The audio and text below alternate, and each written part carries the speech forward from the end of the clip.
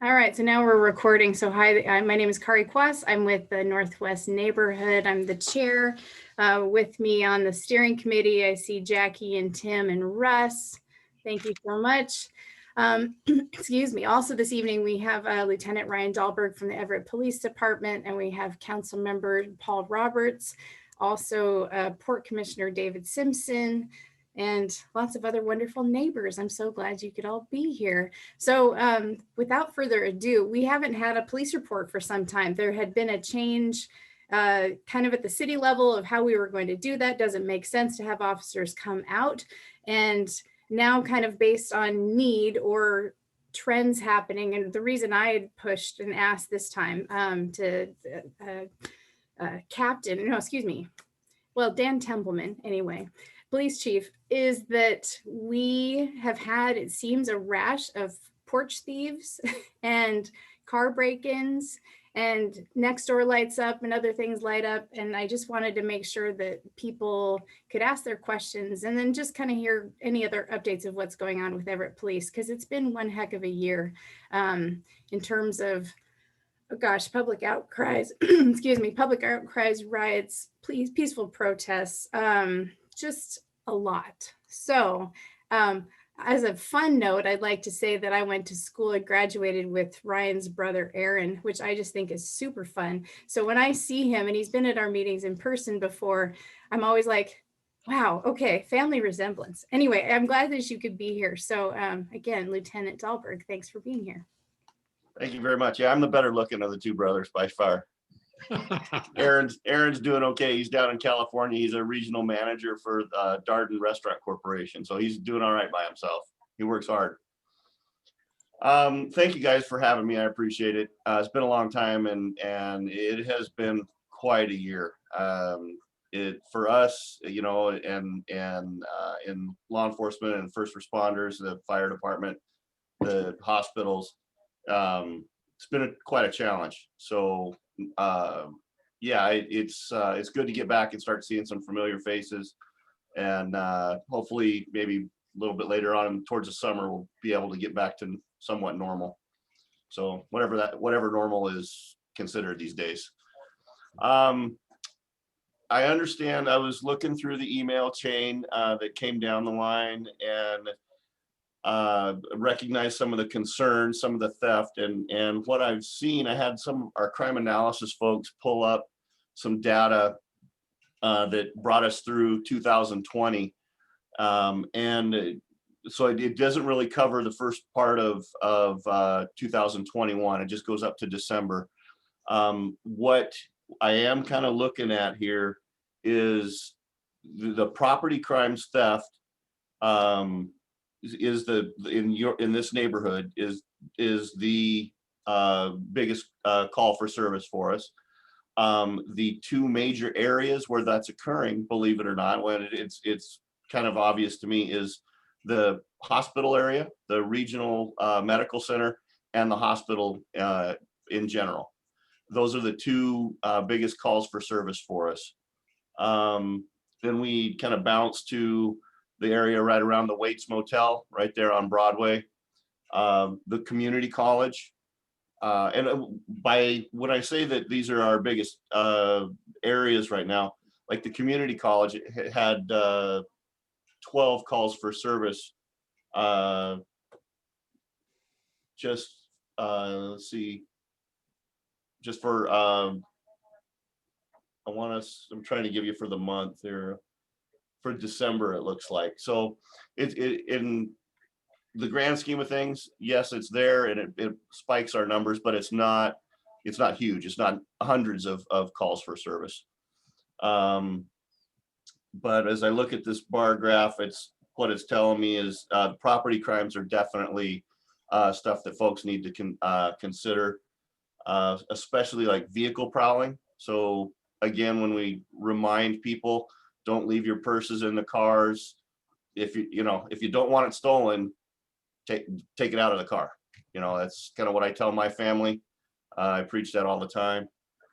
So I'm not seeing, believe it or not, I'm not seeing a huge spike over for statistics over the course of the year. Everything is staying pretty steady.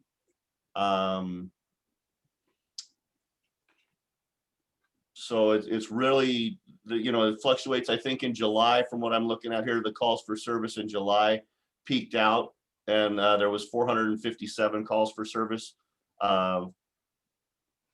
neighborhood wide in July, but then everything else drops back down into that mid 300 range. So like I said, not a huge spike that we're seeing as far as the statistics go. I'd be more than happy to answer any specific questions, or get into how we're handling some of the issues that we're seeing, or any of that kind of stuff. That what I can lay it on me.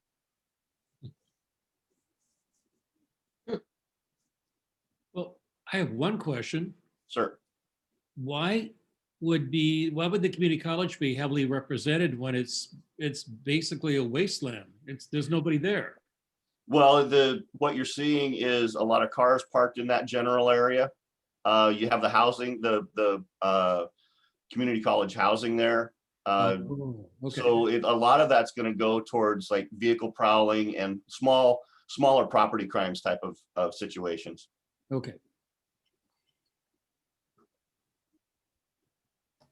What else? I was thinking earlier today that when I lived in Seattle, I parked in front of my house and my car got broken into, and then I got a red flashing light, and that stopped happening. And I'm wondering if like Ring cameras on doorbells are becoming kind of that outward sign. So they're not going to necessarily take things off of porches that have that, even if it's not necessarily monitoring all the time, but just that visual cue that you're being watched. Are you seeing that as something that's helping? Maybe the ring cameras help us tremendously, and that's one of the first things that we look at recently, even not just for like porch theft or that type of thing, but actually for any type of crime that happens even in the street, a car crash, or we have some other assault or something like that. The first thing we do is assign an officer to start going to different houses and looking for that video evidence. And believe it or not, it helps us out tremendously. It's one of those pieces of evidence that no one really thought about once we implemented it, but man, does it help, for sure, definitely. Have convictions increased with the use of the Ring cameras or anything? I don't have any specific data to point to that. I think that, on a anecdotal note, I would say it helps us from an investigative standpoint. We used some the other night. We had a burglary in Central Everett, and we were able to use, it wasn't Ring footage, but it was some other footage from a different camera source. And we could actually exclude the person that we thought was the suspect, and we were able to exclude that person because it didn't match up to what we had on scene. So any of that type of evidence is always going to be admissible, and we have new processes in place where we can collect that information from neighbors and make it really easy. You just log into a portal and through the computer, and you can send it to us. It makes it super simple for us. So technology is catching up for us, and it's a good thing.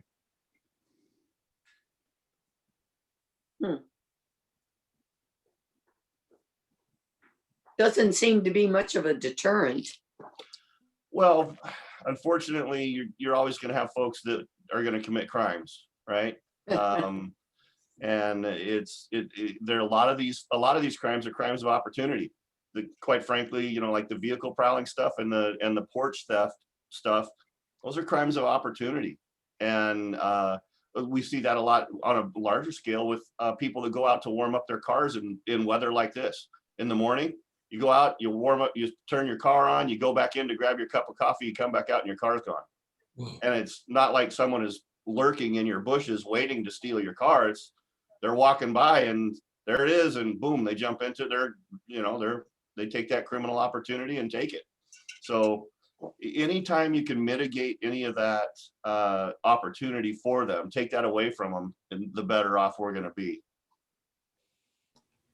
So another question I have, because maybe more people are staying home working potentially, is that affecting traffic patterns? I mean, are there less or more accidents potentially in the neighborhood because of that factor?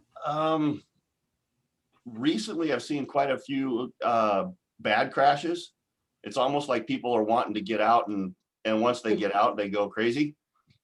We've seen some pretty bad collisions lately. We haven't seen a lot of, like, I think one gentleman said, you know, around the college, there's not a lot of extra traffic flow, and that's helped us out a little bit. But when it seems like, and this is again anecdotal, just from me listening to the radio and responding, when we have those crashes, they're pretty significant. So have your officers been hit by COVID? We've had a couple of, a small handful that have been affected. The city's got a really good plan in place for quarantining. We have some significant personal protective equipment that the city has taken steps to give us, and we are implementing. We've also been afforded, as first responders, the opportunity to receive the vaccines. So even if we think, from my standpoint as a patrol commander, if I think one of my guys has had an exposure, I get a hold of the medical services officer with the fire department. They'll come out and do an evaluation, deem it if it is a exposure or not. If it is an exposure, then our quarantine protocols kick in. So I think overall we've done a pretty good job, and we haven't lost or had too many people out. A few, but not too many. Good. You know, where we've been affected more is having, with the schools closed, and having, you know, parents having to take time off to be home with their kids, and one parent goes to work while the other parent has to stay home with the small child. That's where we've been having some, you know, staffing challenges as far as keeping people on the road. And I think that's industry wide, as far as if you work at Boeing, if you work at Hewlett Packard, if you work at Everett Police Department, they're having those challenges. Yeah, my company does. We have that all the time. Yeah.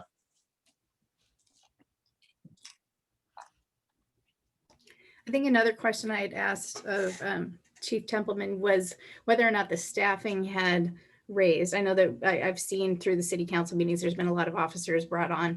Has that leveled out? Have we gained? Is there a net gain of officers across the city of Everett? Yeah, we're hiring. We continue to hire, but yes, we brought in quite a few. I think the last count I heard is we've had at least 7 or 8 laterals that are getting ready to hit the street on their own, or have hit the street on their own. Mm-hmm. If they're in-state laterals and they're familiar with the way Everett does our paperwork and our computer systems and all that type of thing, we've kind of accelerated some of their FTO, their field training, because they can demonstrate that they know how to do police work. It's just a matter of getting used to doing our paperwork and that type of thing. So yes, we have seen quite a few folks hit the road, and I just saw another staffing order today or an email that we have another couple that are going to be assigned north here very shortly. Again, going back to the COVID situation, the biggest challenges that we've had are, people taking care of their families, and that's just going to happen no matter where we're at. Yeah. Citywide, where is most of the service calls? Everywhere. The city, are you familiar? The city's broken up into 3 different sectors: north, central, and south. Each sector has its own personality. It really does. I've worked in all 3. And each one has I don't know, it like out south, it's more of that retail type of driven environment. Up north here, we have some of our challenges with some of the things that you guys are talking about, the more property crime theft and that type of thing. Central, we have a lot more traffic related things because you're coming in and off the freeway and that type of situation. So it really is a variety, and believe it or not, officers pick, or will request where they want to work. Some guys like working out south where they want to drive a little bit more. I've always been a North End guy. I've worked the North End for years and years, and I really enjoy working north. So it really is just a hit and miss, to where guys want to be. Oh, thanks for hanging in there in the middle of all this. Oh, thank you. I need to take care of my kids, so they're glad I'm here.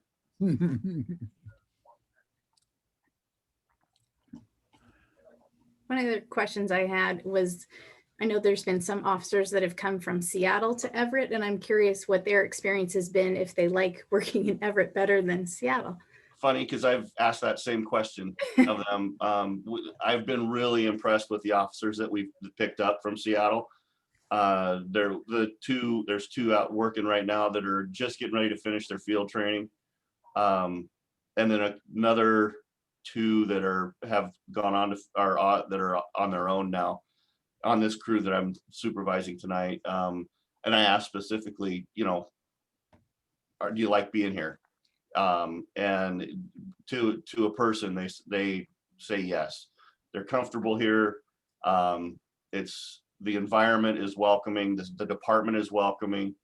I lateraled to this police department back in the early 90s. I came here from a smaller department farther south, west, and I don't have any regrets. And I'm hearing that from these folks too. It's the same type of situation that I experience too when I talk to these folks. That's good to hear. Anybody else have questions? Oh, that was easy. Come on, throw me something hard. We're not an aggressive bunch. You know what I miss about this group is usually you guys have good snacks. I can't get snacks with Zoom. Oh, the cookies. That's not right.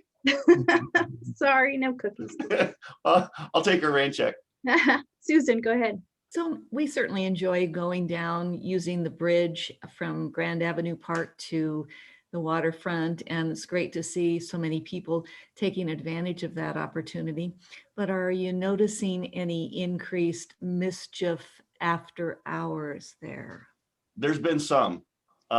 There's been some vandalism, and one of the things that we do, it has become part of standard response, is like the other night we were chasing a domestic violence suspect who was actually running northbound along the train tracks there.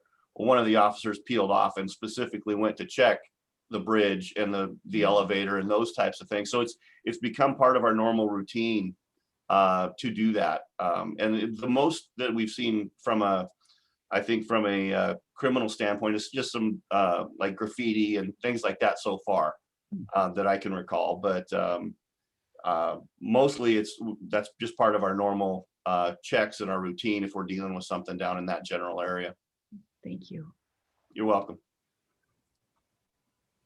Do you ever have any reports of vehicle racing out on like West Marine View Drive or East Marine View Drive? From my house near the golf course here, I can hear it middle of the night, 10, 11, 12, super loud. It sounds like people are racing. Yeah, you're right. We do. There's a group of I don't know if it's a car club or what, but a lot of times they'll go down off of Marine Drive into that industrial park that's down by the Delta Yard, and they'll do donuts and things along those lines, and that's probably what you're hearing, because it's that the sound carries significantly there. Yeah, all I can say is if you hear something like that, and I encourage you to call us. More so than down in that area, we're seeing a lot more of that type of stuff, the street racing and those gatherings in Central Everett, in the industrial parks down off of Severs, Ducey and Hardison and those areas. And so I just saw some email communications and part of some communications where we're actively trying to take an approach on how to deal with that We saw the unfortunate situation that took place down in Tacoma here recently. And we want to avoid that. And we're trying to come up with some creative ways to deal with, those types of situations to keep everybody safe. Doing donuts since a cop came over. Let me grab, Diane, did you? Yeah. Then yeah. Thank you. I'm at work, so pardon me here. Maybe you could lower my hand for me there, Kari. No I'm a librarian in Edmond, so I just want to say thank you, thank you, thank you. We value the police department so much in Everett, always so professional and responsive. I actually had to call yesterday with a fellow down our street, doing some dumpster diving and acting a little odd. And I learned from my neighbors that they've actually had some homeless people on their back porch who were eating and did some artistic vandalization there. And I know that on 3 occasions I've seen homeless folks in the last 4 years kind of walk down our street and then dive down a driveway to go over the embankment to try to make it over the tracks and then on over. I know that some of those folks populate the area past the railroad and past the naval base down there, but I didn't know if you were aware of that occasional pattern and if you had any insights about that. Well, I do know that, it's been a while since I've been down to the old Warehouser property. Probably last spring. I got out and I walked down there just to see what was down there, and you did see some signs of what you're describing there.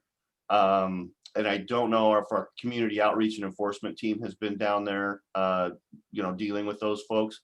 What I can, again, if you come across someone like that and they're on your property, don't hesitate to give us a call. Because then some other things kick in for us. If we've got a victim, a person that's willing to just say, hey, this person doesn't belong here. We want them either moved along or however we're going to deal with it. Then the officer can evaluate what they have at that time. So please don't think it's just, he's just standing there on my, front porch or whatever. Please call us and let us evaluate it and we'll help you out as best we can. But to you're to always your specific, to your specific question, we are aware of some of those camps and things that are down along the tracks there, and so is Burlington Northern. They know, their law enforcement arm knows, and it is a criminal trespass offense if they're down on their property also. So we have some other tools in our toolbox there. Yeah, we even had a fellow come that we intervened ourselves before we could call the police, and then we got a return hit the next day and he stole our bicycle, but you guys were on it, and 2 days later you had the bike back. It was amazing. Was that an e-bike?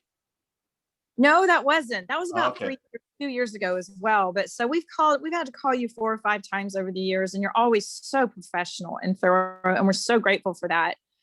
Do you have any sense with the things that are going on politically and with the police department and with the homeless encampments in Seattle, how that's going to affect Everett? Do you have any idea?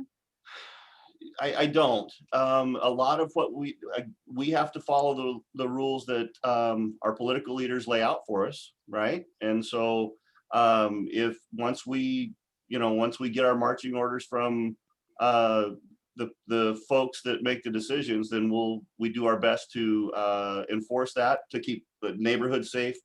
But we also have our piece where we have that community outreach and enforcement team, and we're implementing different programs all the time. We just started what's called a LEAD program. I don't know if you're familiar with that or heard about that, but that's a pre-booking diversion program. So if an individual, we contact an individual and they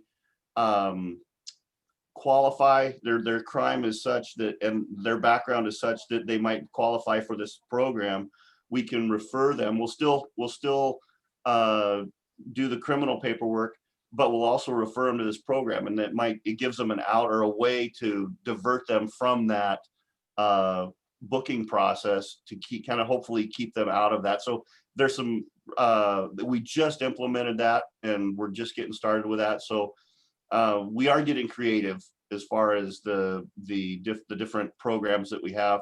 And hopefully that, you know, between those types of programs and the different laws and different things that are coming down, then we can hopefully solve some of these issues or work towards it. Yeah, there's a lot to do. Thank you again so much. You're welcome. And another question that just came through the chat is several Puget Sound area police have been suspended for participating in insurrection in our nation's capital. Is Everett Police Department doing anything to prevent, seek out, or neutralize extremism within the department? We have really specific policies and procedures that deal with anything like that. So, and that's been long standing. That's nothing new. We hold ourselves to a high standard. We are implementing a training that basically, for the lack of a better term, if you see something, say something, that we're dealing with that. We're actually doing that this year as part of some of our ongoing police training. So yeah, and I've been with this police department for 24 years, and I'm very confident in the professionalism that this police department brings to the city. Thank you. Yes. Question. Yeah. Who is that? Go ahead. Russ. You were breaking up, Russ. They have a really slow line. Yeah, really. Can you type your question, Russ, or try again? Oh, go ahead, Randy. We've got one that seems comparatively petty, but it's a policy question, and you might be able to help solve a marital dispute in this. Oh boy. We love the Grand Avenue We Bridge. don't want a domestic incident on the Zoom. Yeah, no. It is being recorded, I guess. Yeah. The Grand Avenue Bridge, there have been a number of folks who've put locks on it, and I think is a totally romantic gesture. And I've loved in other cities.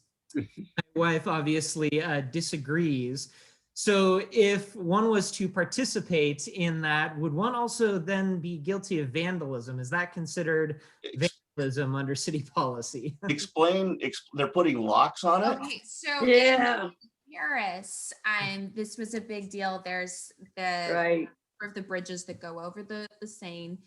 They put padlocks, and couples will put their initials, and they put a lock on the bridge, and it's like, oh, isn't it sweet? It's like we're in love, and they take the key with them. So Wow.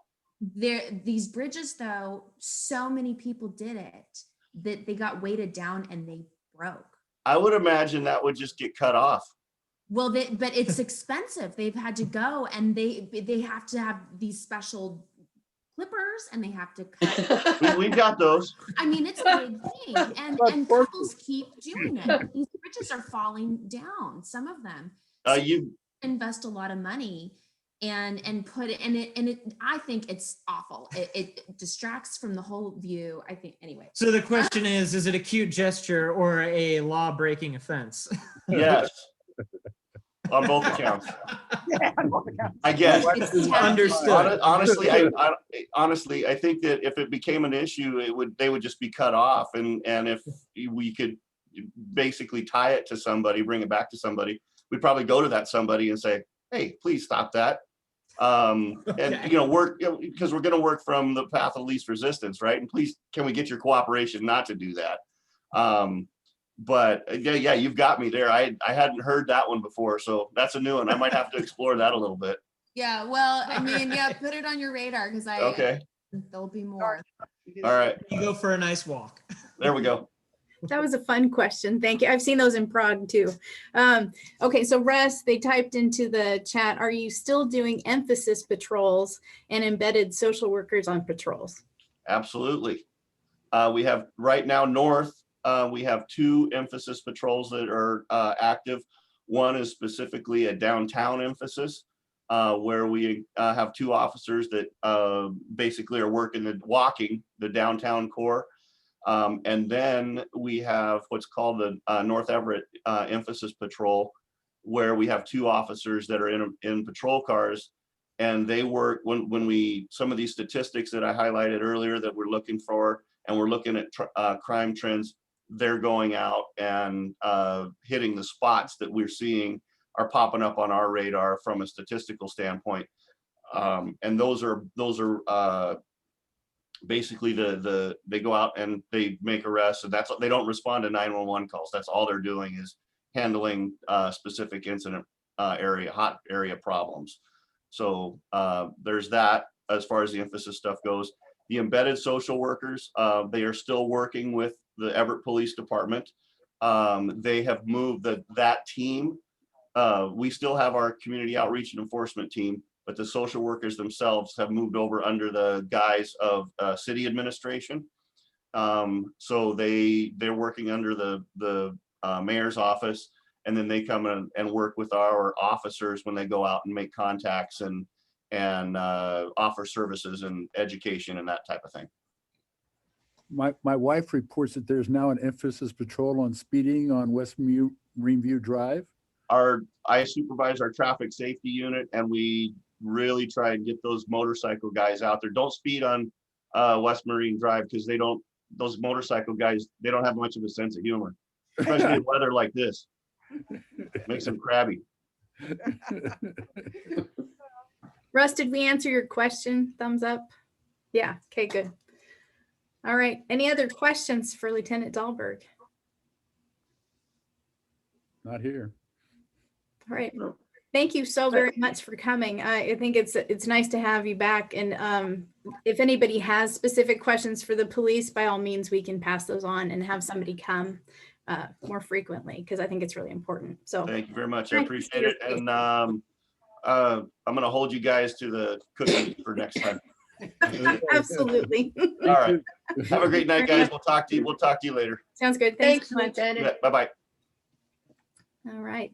And so with that, I'd like to move it over to Council Member Paul Roberts for the council report, which I listened to a portion of the meeting last night, and it was rather interesting. So there's stuff to talk about. Thanks, Paul. Well, it was.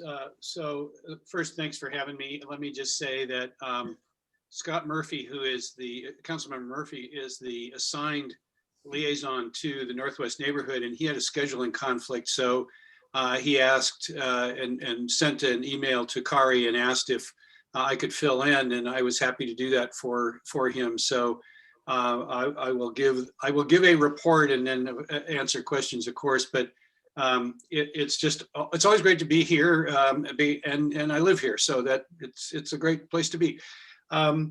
Let me start off by really sort of following, because there are a couple of questions that Officer Dahlberg, Lieutenant Dahlberg was asked, and I think I may be able to answer them a little bit in that they addressed the policy issues. And I will say that since 2015, or even before, but I've certainly been engaged and involved for a number of years, this department has played a leadership role that distinguishes it nationally.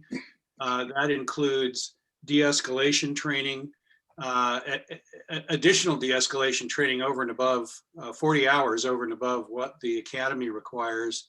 It involves dealing with drugs and drug abuse in a very different way, including the administration of naloxone, and trying to deal with drugs and mental health issues as health issues, recognizing that policing is not the best tactic to address some of these mental health and drug addiction issues, recognizing that demilitarization of the police department is important, and also use of force policies, and embedding social workers with our officers. These are things that this department has been doing for a number of years.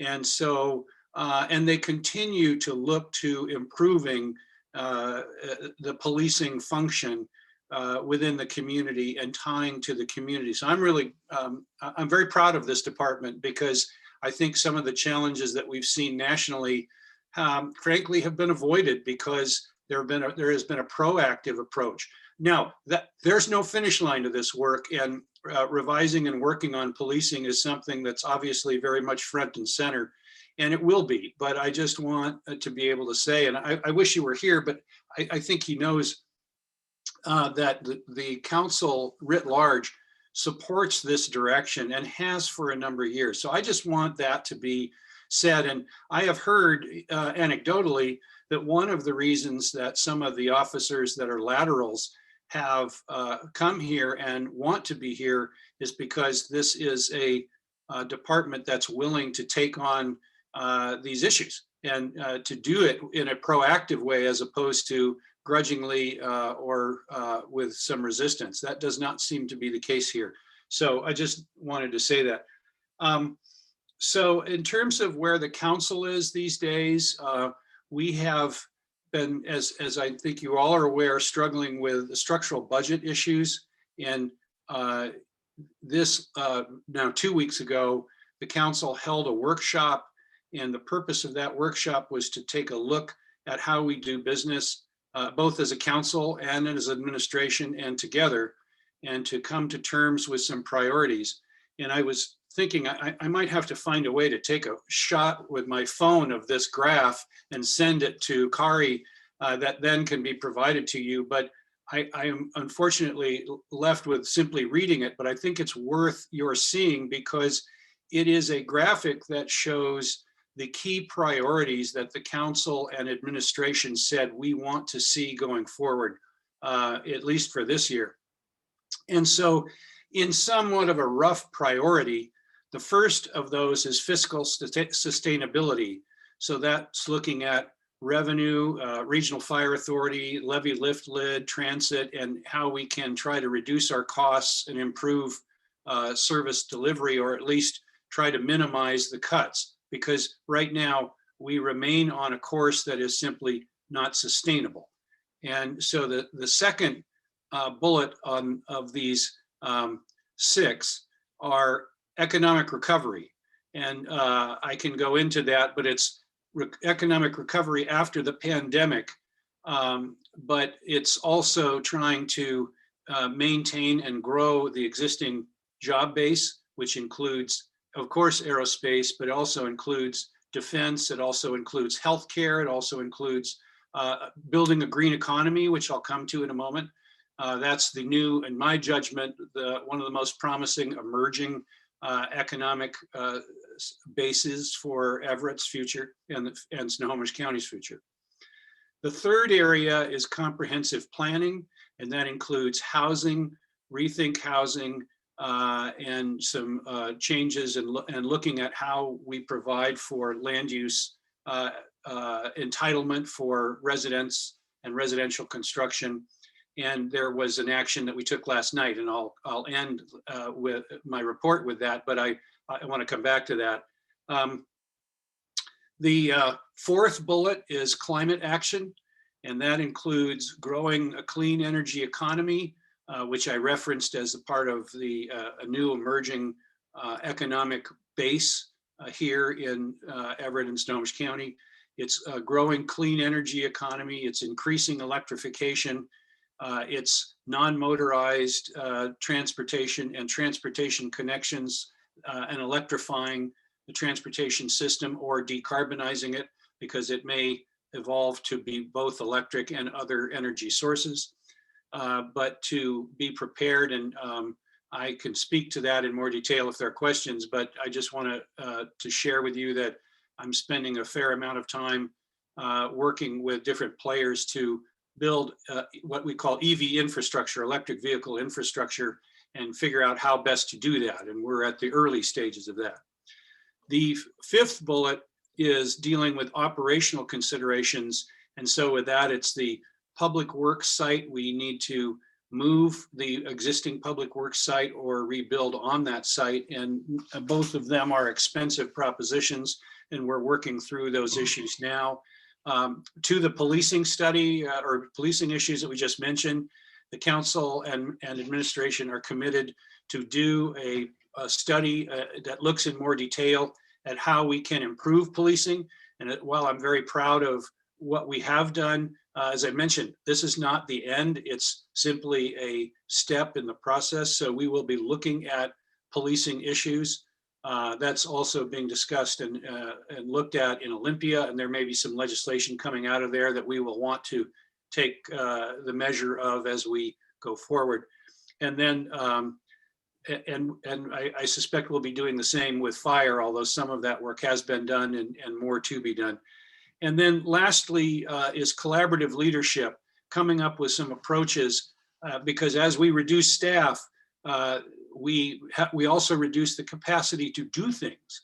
And so we're trying to come up with some approaches between council and administration that helps us move forward. And one of those approaches, I will speak from my perspective. I like to be careful not to speak for my colleagues, but I feel confident that mine is not the only one.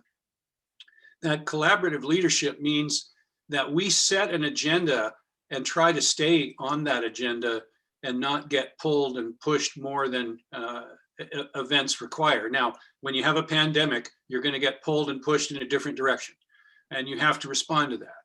But to the extent that we can build an agenda and stay with it, we can do our work more efficiently. And I think there's I'm proud of my colleagues and the administration and the commitment to do this work in a cooperative fashion. There are some times in government where that doesn't happen, and I'm happy to tell you that while we have disagreements, we're able to deal with them in a way that's not disagreeable. And I think that's what we're trying to do here in doing this. So that was a big piece of work done earlier this month. And then on last night's meeting, I want to just touch on the housing issue for a moment. We have for some time now looking at housing. We have a housing crisis.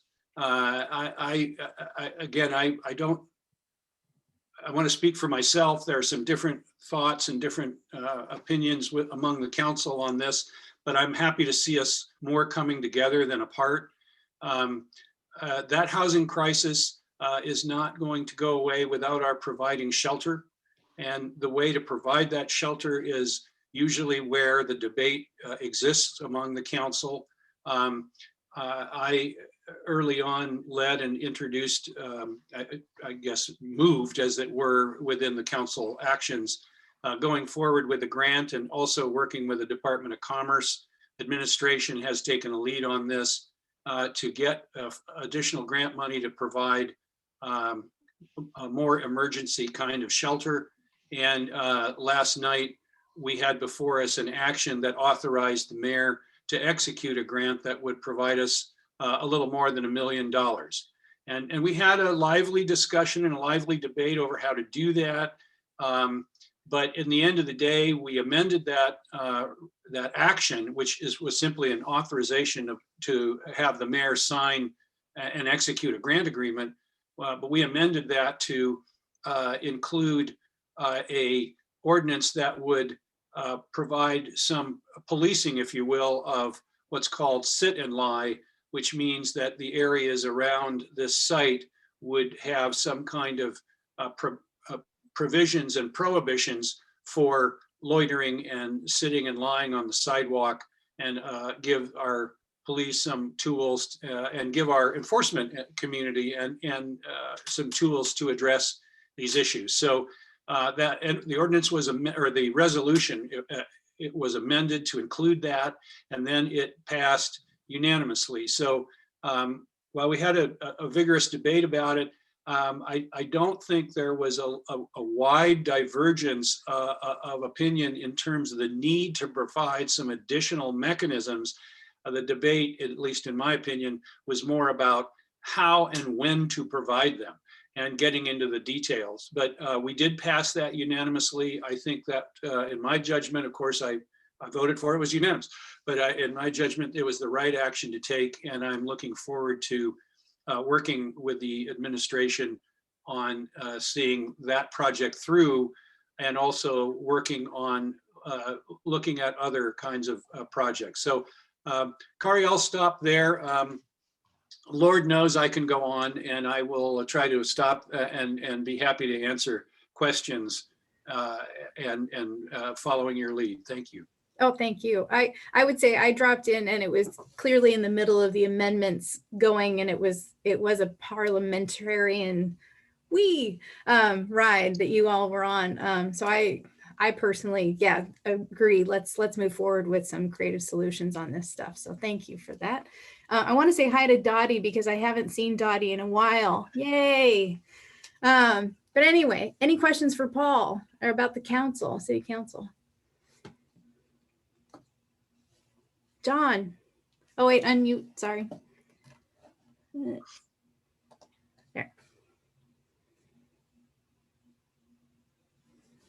Can you hear me? Yes. I was struck by the listing of priorities. Were those in order of importance, or were they all just 5 bullets of equal interest? Yeah, great question. So I would have to say that they weren't prioritized as such, but I think it's fair to say that the council believes that the fiscal sustainability issues are really the first among a number of important priorities. So I think in that regard, that particular item has come to the top of the list. But we did not prioritize as a council, but every one of the council members mentioned that that was a high priority for them. So I feel confident I can speak for my colleagues that trying to get our fiscal house in order is first among this list. And what time frame are you thinking of? Next year, the next 5 years, somewhere in there? Well, it will not be in 1 year because we've been dealing with, now, let me just back up and say, I think you're aware, but if you're not, let me be clear. We pass a balanced budget every year. We don't carry forward debt in that regard.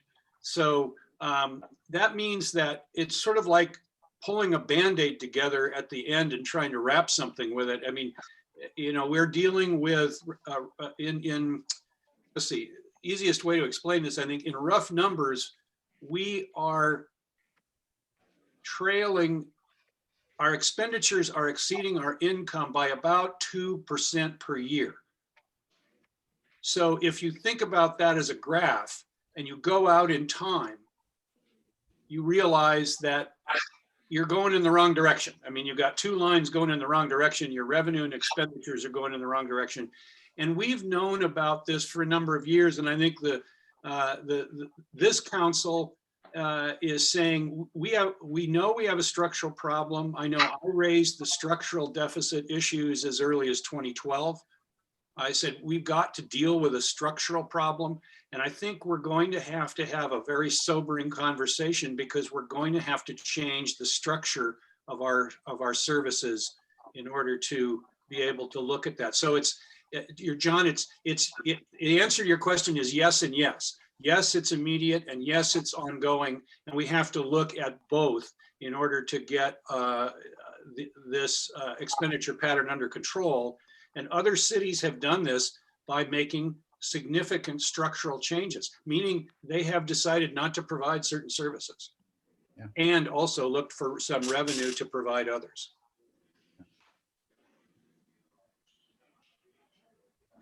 I would say, John, it is my hope, and I don't know where my colleagues will come on this, but it is my hope that we can come to tee up, if you will, several options and kind of ideas that would help us move forward, and then bring them to the community for a conversation and input to hear what the community would get input across this city.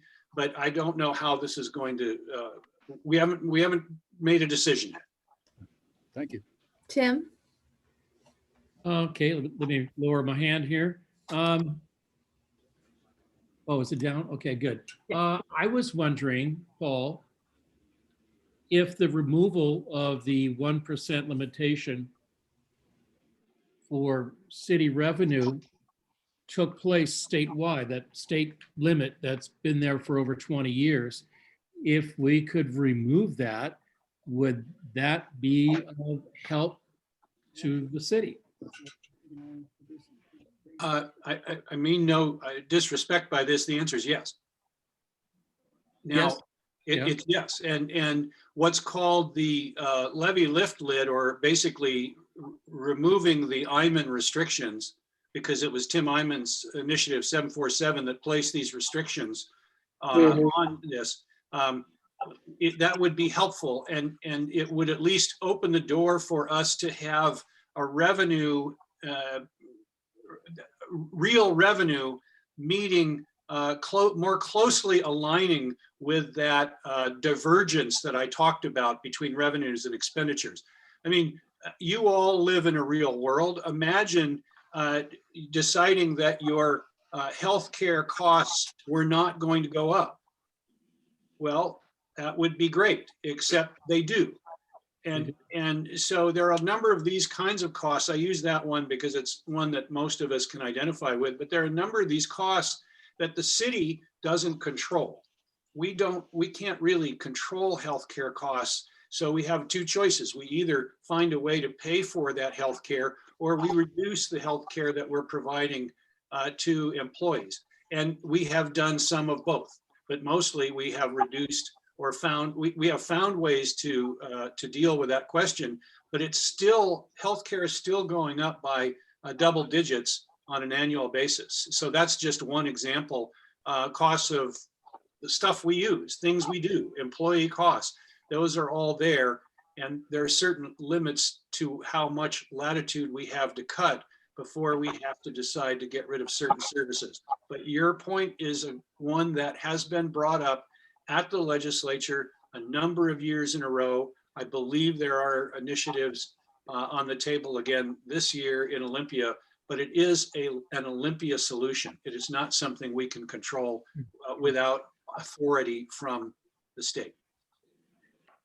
I raise that issue because there are these services that the city's providing, have to be provided by someone. And if we make arrangements and do things to pass them off to other agencies or by merging, I presume we can achieve some economy that way. But in the end, we're just like shrinking what the city does and what it can do, and in a way, passing off some of the responsibility to other entities. And that, I hate to see that happen. Well, that's right. And then the other side of that is, are there, where can we find efficiencies? How can we provide the services differently? And can we? And I think those are all questions that need to be on the table. As far as, I know I speak for my colleagues on this.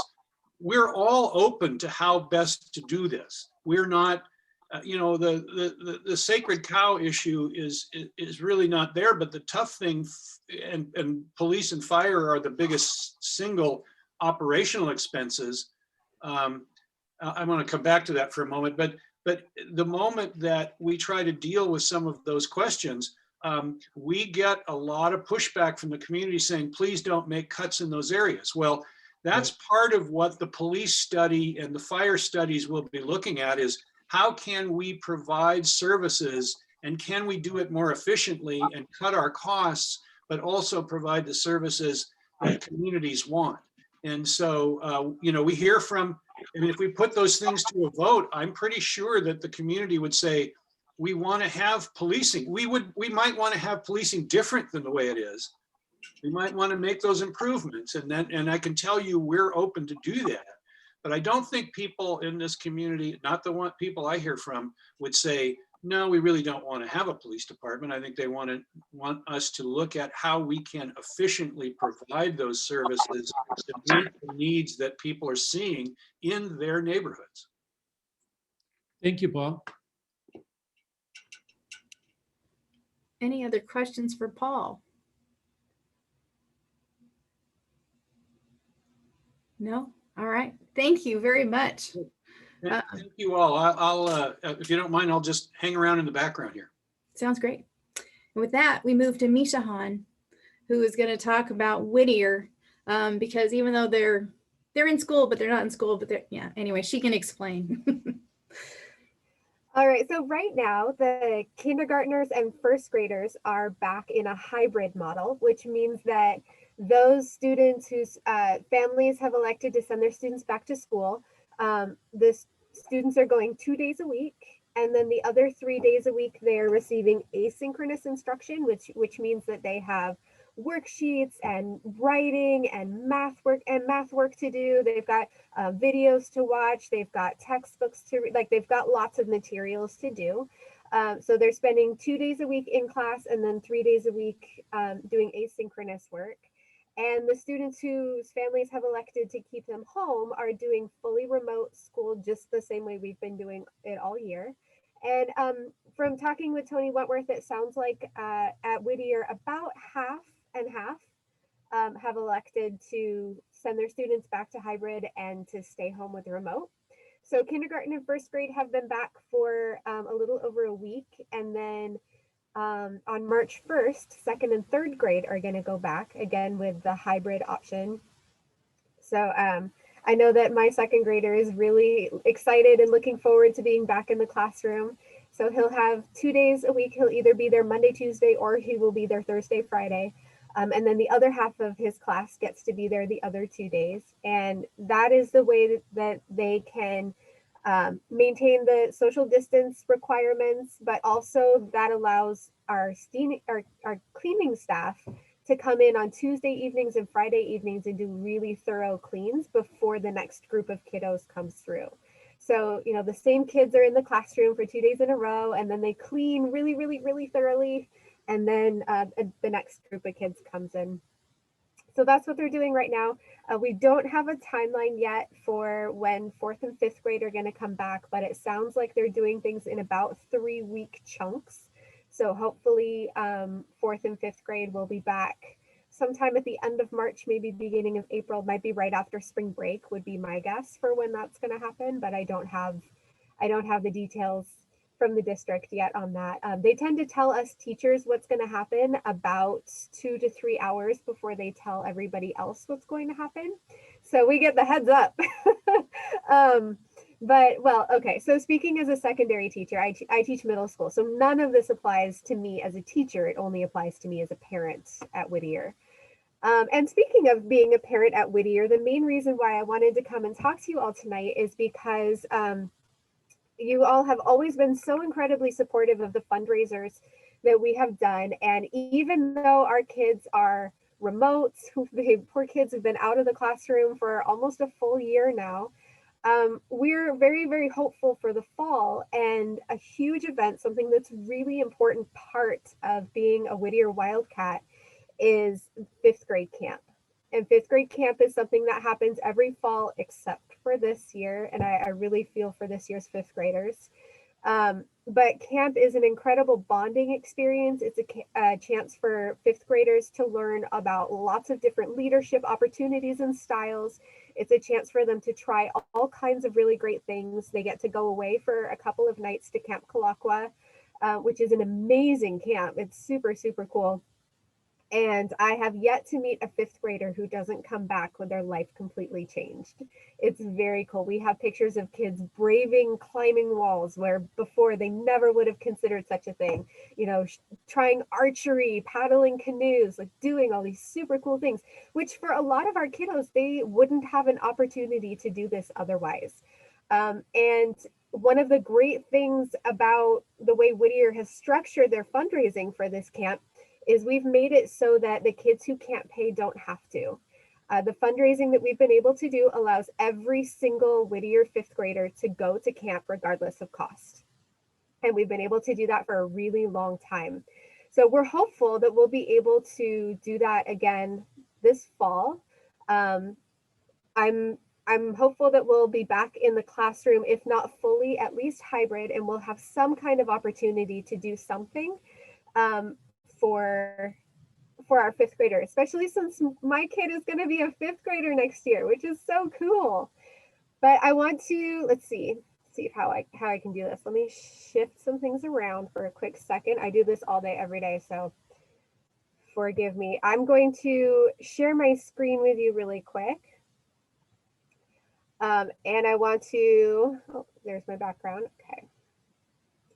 share with you the fundraiser that our fifth grade camp team has elected to do, which is a candy fundraiser. We're just in time for Easter. Are going to be selling C's candies for our fifth grade fundraiser. And if you look through the flyer, Hey, Carrie, I don't see the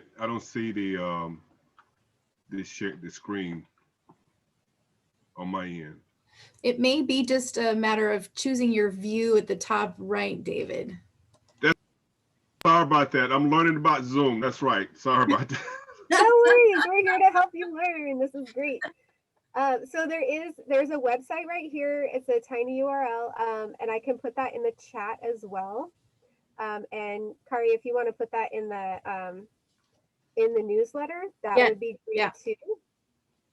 And so there's a whole flyer with all of the delicious C's candies that you can order. There's a whole bunch of them. If you actually click on the link and go to the website, you'll see, I actually opened it here. So you can see it's a whole storefront and you can order online. Nobody has to deliver. Nobody has to walk up and drop off checks. You can just order straight through the website, and everything is going to go towards helping that fundraiser goal. And the way that the fifth grade camp fundraising has been structured is really cool. This year's fourth graders, we don't actually fundraise for our own kids to go to camp. We fundraise for the third graders for when it's their turn, because we have enough money in our budget to send all of our fifth graders to camp right now. And then we want to make sure that the next class can go, so we fundraise for them. So it's a matter of passing the torch, paying it forward and making sure that we provide for everyone else. And that's what being a leader and being a fifth grader is all about. So that's an important piece of this. So you can see, if you look through all the delicious chocolates, C's is wonderful. You can order some for yourself. You can order some and have them delivered to your favorite teacher at Whittier. I'm sure they would love that, especially as they're going back to the classroom. I know that our amazing kindergarten teacher, Miss Gerla, just posted that one of her families ordered dinner for her and had it sent to her door via, DoorDash or Grubhub or something. But one of her families said, "Here, look, you've been working really hard. Let us send you dinner." And I thought that was just the sweetest thing. So I'm hoping to do that at some point for my kids' teacher too. So you can send them all over the country. You want to send a little Easter basket or some chocolates to your own kids or grandkids somewhere else across the country, then absolutely do that. If you want to just make a donation, I believe you can do that too. I'm not sure if you can do that through the storefront. I'm not the one who set this up. That's a really great question. Let's see if there's something here. It doesn't look like you can do that directly through here, but I do know that I could give you the contact info for the parents who sent this to me, and I'd be happy to send that info along. I would imagine you could also donate to just the PTA at Whittier, right? Yeah. Yeah, if you just make a donation to the PTA, Whittier PTA, and then you can put in the memo line, for fifth grade camp, then it would go directly to that line item in our budget. And my best friend right across the street is our treasurer, and she's doing a bang up job of making sure that everything stays really organized and by the book, and we don't lose one penny. So she's doing great. It's great. I remember fifth grade camp, and I don't know if there's other Whittier students of this group anyway, but we went to Camp Silverton back then, and it was fantastic, and it was cold and it was wet, but we got to hang out by the river and do crazy things, and I loved it very much. I've been to Camp Colloqua too, and it's also a fantastic location. Yeah, it's super cool. And one of the things I love about the way Whittier has done it in the past, I don't know if they're going to do it this way just because everything's on its head with COVID, but in the past they've gone in early October every year. So it's cool, but it's not cold. And the nice thing about that is it sets up a really great bonding experience for the kids for their entire fifth grade year. And you get a group of kids who work together extremely well, who push each other, who challenge each other, and who are just really tight-knit. It becomes a really tight-knit core group of kids, which is super cool. And the nice thing about fundraising for this is we can send all the kids, so none of the kids miss out on that bonding opportunity, which is really awesome. That's so great. Yeah. I also went as a counselor in eighth grade, and then again as a 10th grade or senior. I don't remember. Fantastic. So fun. Yep, I did that too. I grew up in Bellevue and we did 6th grade camp, but you know, same idea. Yeah. And yeah, it was life-changing, very, very memorable experience for sure. It's awesome. Oh, thank you so much, Misha. Yeah. If there are any questions, go ahead and put them in the chat or feel free to unmute and let me know. And I will share the link that she provided. I also put it in the Facebook thing. And then Paul sent me the picture for the priorities. And so I'll add that in the wrap up as well. So our last topic of the evening is Tim Knopf to talk about Drew Nielsen Park. The info board there has been a target of graffiti as well as who knows what for what gets put on the board. So there's a renewal plan plus some other interesting stuff. Okay, let's see if I can bring it up. Oh, there it is. Okay. Okay, share. Alrighty. Let's see if I can do the Click on the little podium. There you go. There, can you all see that? Yes. Okay, good. Thanks, Well, yeah, this is a project regarding the instead of calling it the signboard, it's the neighborhood park information kiosk. You know, that we gotta be Northwest Everett, you know. So anyway, and this is an idea that Holly had, and she dragged me into it. And we been out there one day in the cold and looked at it and thought, whoa, this really needs some work. And then we walked down to Zippy's, where we thought we could grab a coffee and sit out in the tents with the heaters. Turns out it was a Monday and they were closed and we froze. But we met and we talked about things, and this is kind of what we came up with. Let's see. Here is the existing kiosk or signboard. Basically, you know, a structure made of 4x4s, vertical 4x4s with a roof on top, and corkboard on both sides to display stuff.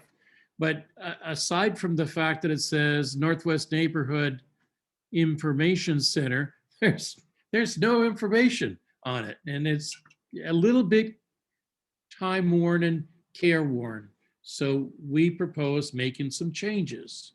Well, here's the side.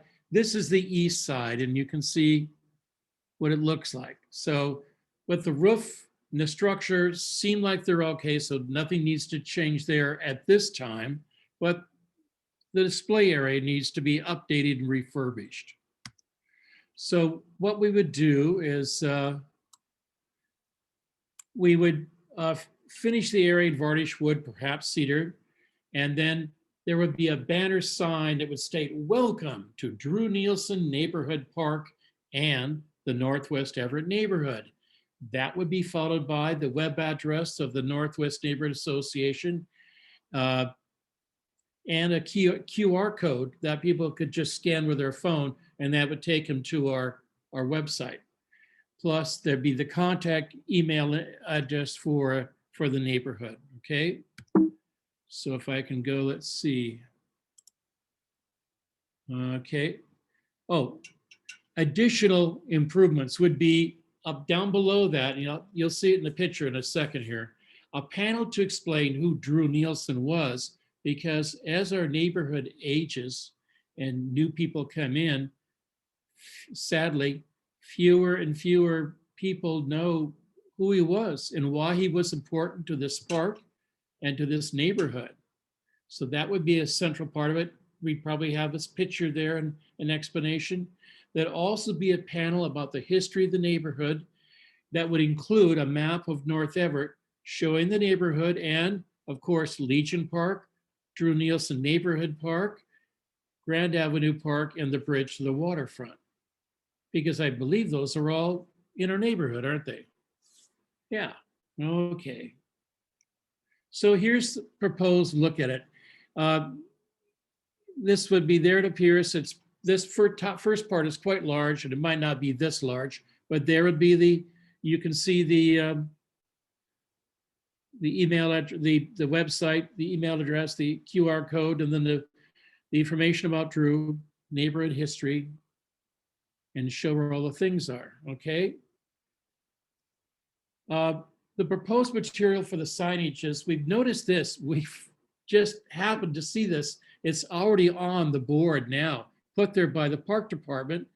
You know, it's basically pandemic information, but it's a really nice, heavy duty 1/4-inch plastic with the printing on it that has apparently survived, you know, it has not been vandalized. And I think it would make a good source for signage. So we have not yet found out where they had this done or who did it, but we will find that out. So that's what we propose the lettering to be on. And that would be attached to the surface of the sign. Okay, then the west side, we'd have the same varnished wood with corkboard inserts for information display. In the top, there would be 3 areas for display of project information, neighborhood communications, like newsletters, reports, that kind of stuff, announcements of upcoming meetings and special events, and then below that would be a large space in which neighbors could post notices and information. And this is part of a project that Holly's working on that would also include new proposed native species plantings in the park. So we think we can get the whole thing done for $500. That's what we're asking for. And there's the other side. And I probably would do the words projects, communications, special events would be in that same heavy duty plastic signage, and then there'd be room just to stick things on there below that. And then below that would be the public postings. So. Comment from the Peanut Gallery. I've seen it. I think it's great.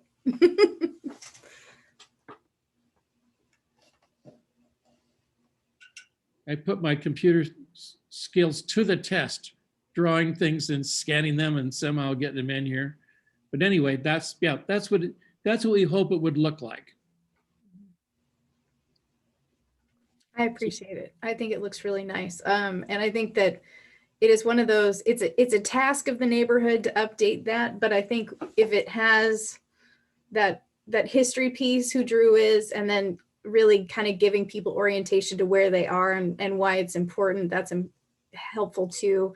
And then to have it be very known where you put things, not everywhere you can. I've reloaded that board multiple times with thumbtacks and they disappear. So, you know, it does get used for sure.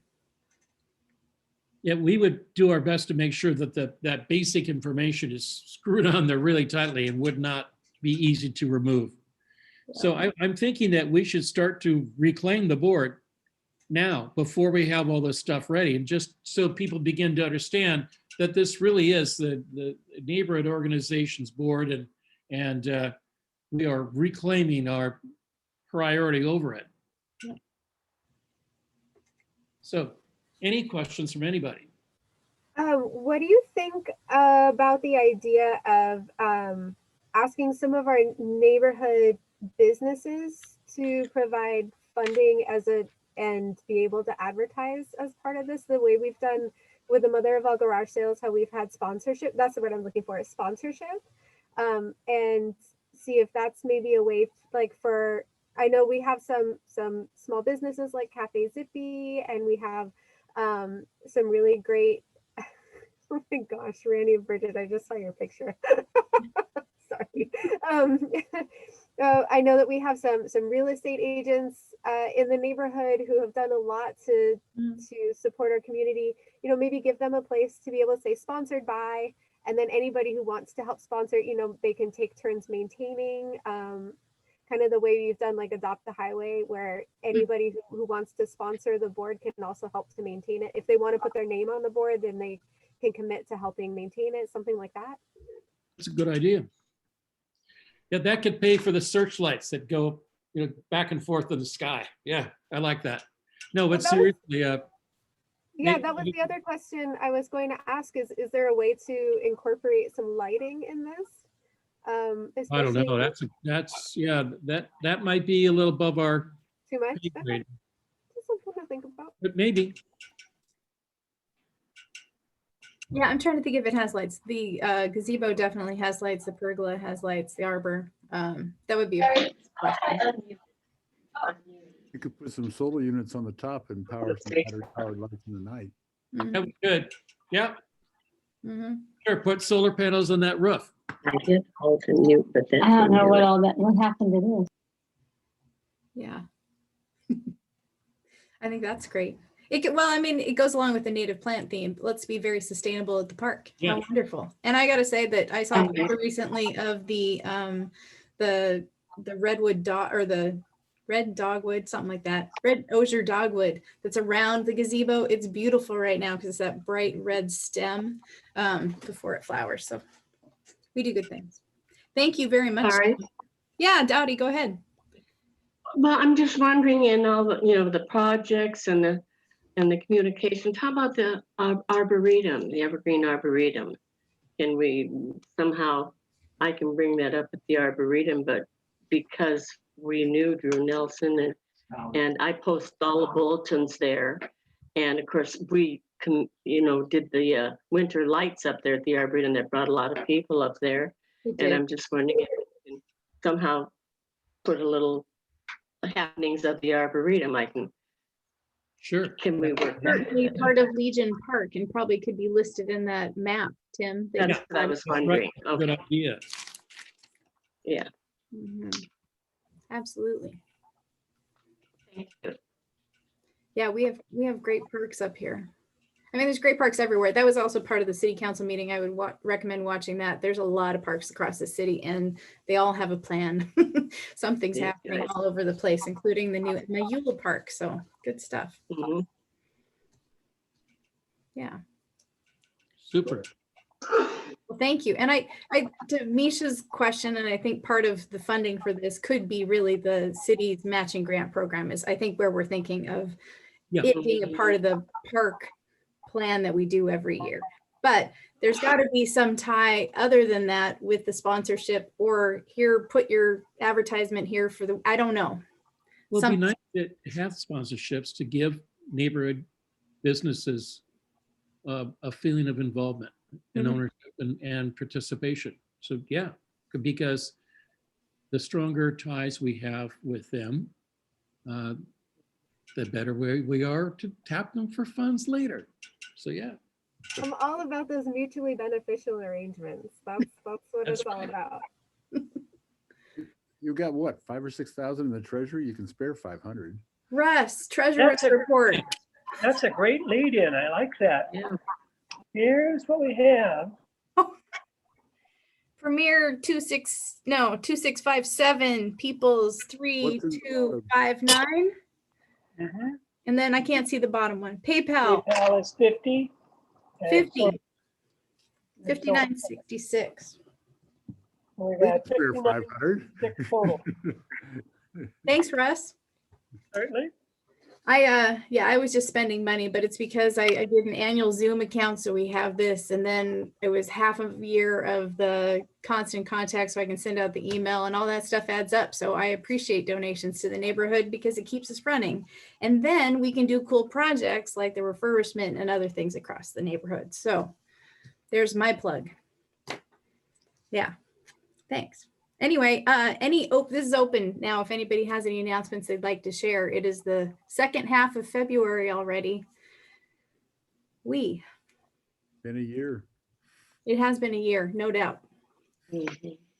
So, Carrie, if the your neighborhood would like to have a full port update, let me know, or either better yet, let Kat Sophie know so she can get the neighborhood on a schedule. A lot of neighborhoods are begin to invite the port to their neighborhood meeting down the line for a update. If you want to do that, please let us know. Yeah, I think I actually have the port reserved for the March 18th meeting. It's March 16th we're coming, but I didn't see I didn't see that it says a full update, but that's okay. Okay. Anyway, I'll double check. I'll make that connection. Yeah, confirm with Kat. it's the March 18th. March 18th. Yeah. Confirm with Kat and see will it be okay. There's a lot of going on in the port and a lot of going on in our city as well, as Paul shared with you. And the port had the key communicator function today. Thanks for sharing up. Thanks for being there and representing the Northwest neighborhood. Yeah.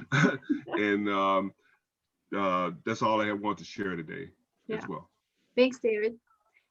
Just another announcement on a speaker. I think there was some Facebook posts in that history group going around about the mills and the mausoleum, which I have family members in the mausoleum in our neighborhood, my dad's parents, among others. But it was one of those, oh, wait, that was built by the Malsby family. Hey, I know Malsby Lane. So there's these little connections that sort of start to go, oh, wow. So Neil Anderson from Historic Everett will join us in the fall. He said he has a busy spring and he prefers to do it in person. So this is the crossing of the fingers that we will be in person in the fall, and then Neil can join us there. So I had something to share about that because I'm reading about that particular person. And I can imagine if David Deargard was here, he probably could tell you a little bit more about the house down the street from Brenda Storm Cipher in the Overstreets. It's sitting on the corner, nothing going on in the house. It's just sitting there. But that house was the original house of the owner, what we're speaking about. I thought that's his family's house. Yeah, there's some. And it's just been the same ever since he passed away. Yeah. I'm not sure about that. So I think we know the houses here. Which house is it? David, which at the end of the Malsby Lane, hooked back there to the left? Yeah, like you pass Brenda's house and just before as you go into the cul-de-sac there. Isn't there a house that is just a solid house that is set? That's Mrs. Mrs. Trask. Mrs. Trask. Dr. You have to walk the street. I remember talking to John when I was out doing some camping material one day and had walked by the house, and I wasn't sure it was the person that we're speaking of. But as you read about, he was the person that the name after the street was the funeral home director or casket director or something like that. He made funeral homes, or that was his livelihood in Everett, and somehow the street name is after him. So, what street is that? Malsby. Maltby. No, Malsby. Maulsby. Malsby. And like I said, David Deargard was here. Thank you. That whole neighborhood. For sure. Yeah. April's typically our history month, but yeah, we'll do something else, and we'll be doing elections in April too. Yeah. But yeah, if anyone has speaker suggestions, please pass them on to me too. Any questions and other comments from the peanut gallery? Are we going to be able to do anything for Easter? Currently, one of our matching grants will be an Easter egg hunt. What that actually looks like, I am not sure. Maybe it's like a trunk or treat or some sort of scavenger hunt in the neighborhood, but something has to happen for the kids because it's but we just can't really maybe do it as a big event at the park, or it could be staggered at the park. So, you know, ones and twos, whatever, there at one time, and then another group is later to spread it out. All to be determined because we have until April to figure that out. But yeah, something. April is not far away. No, I know, but I'm trying to mentally say that we're still in February, Pam. It's good. She's right. Christmas and Easter, so it's all good. It could be kind of fun to have a scattered Easter egg hunt instead of just at the park, like all over the neighborhood. Yeah. Almost like do like a geocache thing where you have kind of set locations where kids can go and Yeah. Or you could have like a map of houses that are participating that will have eggs hidden in their yards or something like that. That could be kind of fun. Yeah. I think that Shelley is trying to work with the Girl Scout troop at Whittier. If there is one right now, I'm not sure. So that I'll pass that on. There's a couple. Yeah. Yeah. Yeah. Something has to happen. Something. After that, we're kind of pushing for fall for the other events. I mean, the park thing will happen when it happens, but other than that, we're kind of. We could do like an old-fashioned Easter parade, but of cars or bikes or something, where it's all outdoors through the neighborhood. Easter parade, that'd be fun. Yeah. Bike parade. Bike parade. Bike parade. Yeah. I see two chairs. We take any and all ideas. You just have to also kind of run with the idea. That's how this all works. Yeah. I guess I'll speak up. Yeah. Hi, everyone. My name is Amber Dawn. I was really enjoying eavesdropping on you all via Facebook. But then when you asked if there was any, comments and things, I was like, oh, I can't ask any questions. We're the McCalls. There are a lot of us, and we're moving to the neighborhood next week. So we have, my husband and I have 6 children from 21 to 12. And then we also have a nephew and his wife who are planning to relocate to rent from us in the basement in probably April. So we figured out doctors, but if you guys know good dentists, eye doctors, job opportunities for, 20 somethings and young, teens, we're really, really excited to be moving to the neighborhood.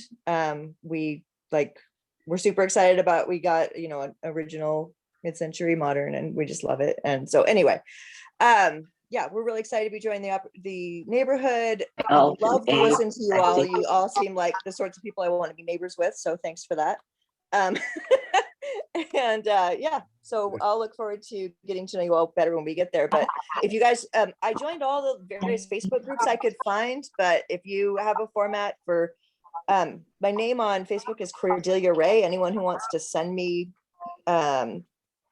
recommendations of providers like dentists and eye doctors and stuff. My kids, because we currently live in Kennewick where COVID doesn't exist supposedly, but people are dying of it. It's weird.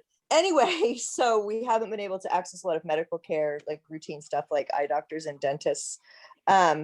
So my children are really, really eager to get things like eye exams when we live in an area where they know that people will actually be wearing a mask when they go in. So, yeah, anyway. Carrie, can they kind of preemptively join the neighborhood on next door? Because that's where people get recommendations for anything. Okay. There's also a bunch of Facebook groups like Everett Neighbors and other places too, where I see a lot of requests for recommendations for all kinds of things. The other thing I would say is send the neighborhood an email or a message on Facebook, and I can then connect with you that way too. So if anyone has anything, I can pass it off. Thank you. I really appreciate that, Carrie. Well, welcome. Yes. Thank you. Glad you're going to be here, Amber. Thank you. And all of the McCalls you said. Oh yeah, million of us. Yeah. Well, and kudos to you for finding this meeting right away. Because we meet every month on the third Thursday. It's been about 6:45 to 7 on Zoom until we can get back to in-person meetings. And when that occurs, we'll be back at the college, Everett Community College.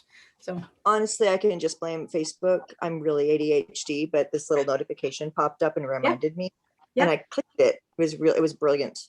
So it works. That's great. That's wonderful. Welcome.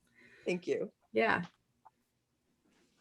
Cool. Anything else? Zuckerberg is helpful. Yes. Facebook is useful. It is. Well, keep staying safe out there, everybody. Now they want us to double mask. So that's my big caveat. Just as you walk through the neighborhood, just because you're outside, you may run into people. So please mask. or have one quickly available. I see a lot of people in the middle of the street, the side street, the alley, everything like that. So just be careful when you're walking in the road as well. It still is a road. I wish we didn't have cars, but we do. So just be mindful, be my ask. And slow down. There's been just other comments about slowing down. People, just give yourself a little more time. It's much more enjoyable. We have a lot of pretty homes and trees to look at. It's true. I'm waiting for you to say, go, the mask is over. Well, yes, Yeah, someday I will, and that I'll was be a very joke. happy about it. It wasn't a criticism, it was a joke. I look forward to that time. Yeah, I do too. Mhm. Oh, Well, thanks everybody. It's 8:30. Go do something else. Have a lovely evening. I'm really glad you were here. March 18th is our next meeting. So we'll see you again then. Thanks for setting this up, Gary. Oh yeah. Take care, everybody. Be Yeah. safe out there. Thanks, Take David. care. thank you. Okay. Thanks, Paul. Thanks, everybody. Thanks, Misha. Nice to see your face. All Take care, Dottie. right. Take care. Bye-bye, thank you. Yeah. Bye, Barb. Bye-bye.